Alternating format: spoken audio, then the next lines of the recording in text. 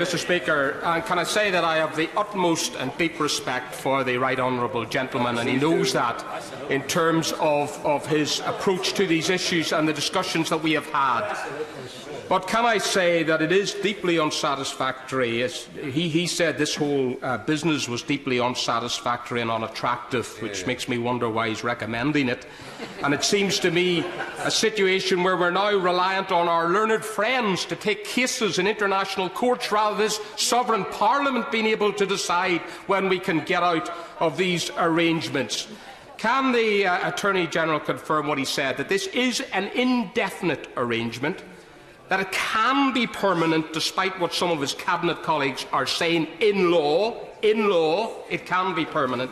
And would he confirm, and I don't have time to go into all of this because, as other honourable members have said, we need to see the actual legal advice as requested by this House, and that must happen. Can he confirm that under Article 15 of the Northern Ireland Protocol, that the Northern Ireland customs arrangements means that Northern Ireland will form part of the EU customs territory and not the United Kingdom's, although a single customs territory is established between the UK and the EU? And would he confirm that under Article 4 of the Protocol that there is a new right under international law, one that isn't in the 1998 agreement, for the EU to oversee certain aspects of the implementation of the Belfast Agreement? I add those as detailed points which I will follow up with him further in discussions. But the overall context of this is, as he has said, a deeply unattractive, unsatisfactory presentation, and he needs to therefore, rather than recommend this agreement, recommend that it be rejected. Mr. Speaker, the right honourable gentleman throws down a gauntlet to me to re-examine my support for the agreement.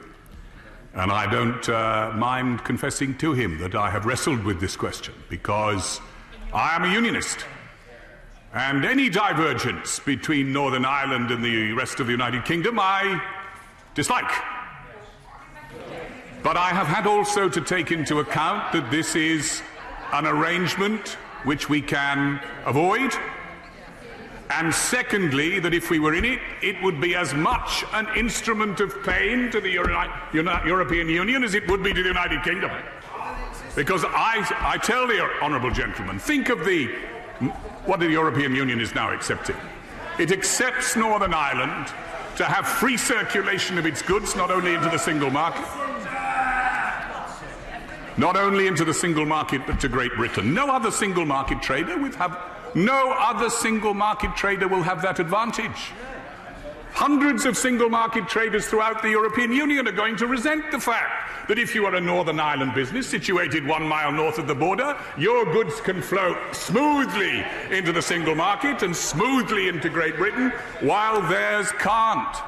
So there are real reasons, I say to the right honourable gentleman, which we can discuss at longer length, why I don't believe this will become a permanent solution. But let us suppose those negotiations broke down, or they took an unreasonable length of time.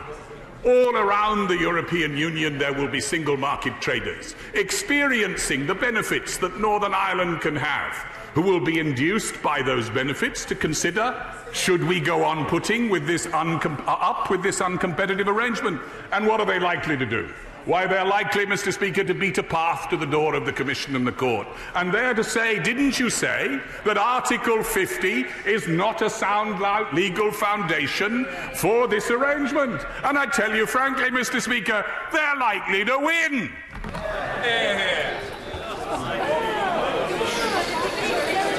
Mr.